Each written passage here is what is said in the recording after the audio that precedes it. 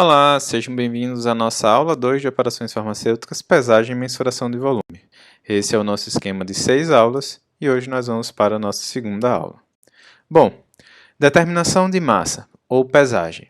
Vocês já devem estar bem acostumados a entrar em vários laboratórios e verem diferentes tipos de balanças, balanças analíticas de 2 pratos, balanças eletrônicas analíticas e balanças do tipo plataforma. Vejam o material auxiliar para identificar cada uma dessas. Bom, na farmacotécnica, nós trabalhamos geralmente com balanças eletrônicas analíticas ou balanças eletrônicas semi-analíticas. Esta segunda seremos a que iremos utilizar em nosso laboratório. Quanto à produção ou manipulação de medicamentos, não há uma norma regulatória, mas precisamos sempre estar atentos a perdas durante o processo, seja para evitar desperdícios, seja pela necessidade de se adicionar mais massas por perdas entre processos. Por exemplo, se você realiza uma mistura de uma solução viscosa em um recipiente, ao transferir para outro recipiente, dificilmente conseguirá transferir 100% da massa. Quanto ao controle de qualidade, já existem normas técnicas. Por exemplo, na farmacopeia americana, existe a determinação de que a variação não pode ser superior a 0,1%. Lembramos novamente da necessidade de identificar o tipo de balança a ser utilizada, ou seja, utilizando, por exemplo, o peso mínimo da balança, ou mesmo identificando a balança certa para ser medida. Outro quesito que precisa de bastante atenção é a validação versus a calibração.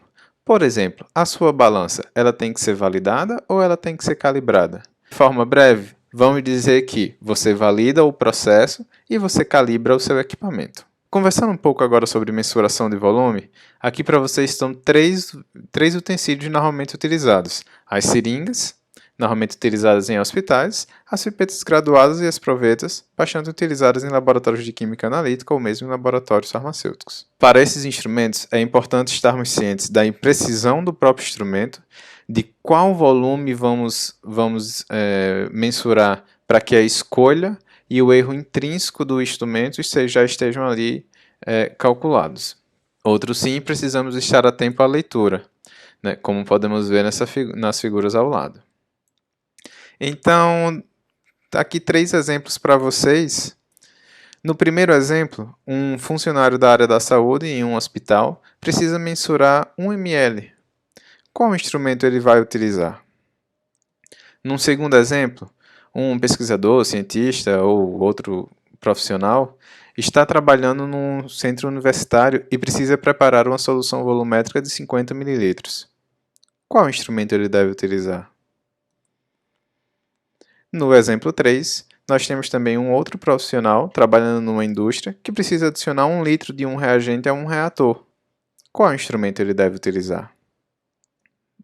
Vamos conversar sobre isso no momento síncrono. Um outro quesito, se nós temos um volume grande a ser medido, será que é mais interessante aferir o volume ou pesar? E quando temos uma pequena quantidade, será que é melhor aferirmos o volume ou será que é melhor pesarmos? Esse é um questionamento que sempre devemos ter, mas tentando ser mais objetivos, nós podemos ter que as vantagens da pesagem são a melhor exatidão com pequenas quantidades e leitura mais objetivas, uma vez que hoje em dia tratamos geralmente com balanças eletrônicas.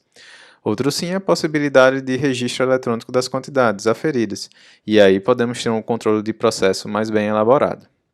Quanto às desvantagens do ponto de vista da pesagem, é quando temos que trabalhar com grandes volumes, pois precisaríamos ter balanças que ocupam grandes espaços. O trabalho em capelas ou fluxos laminares, ou mesmo nos ambientes que precisam de nível de asepsia mais elevada, também é dificultado quando precisamos trabalhar com balanças, pois elas ocupam bastante espaço. Então, nessas áreas, é geralmente mais comum trabalharmos com medidas de fluidos líquidos, utilizando-se de seringas ou mesmo de pipetas. Por hoje é só. Até a próxima!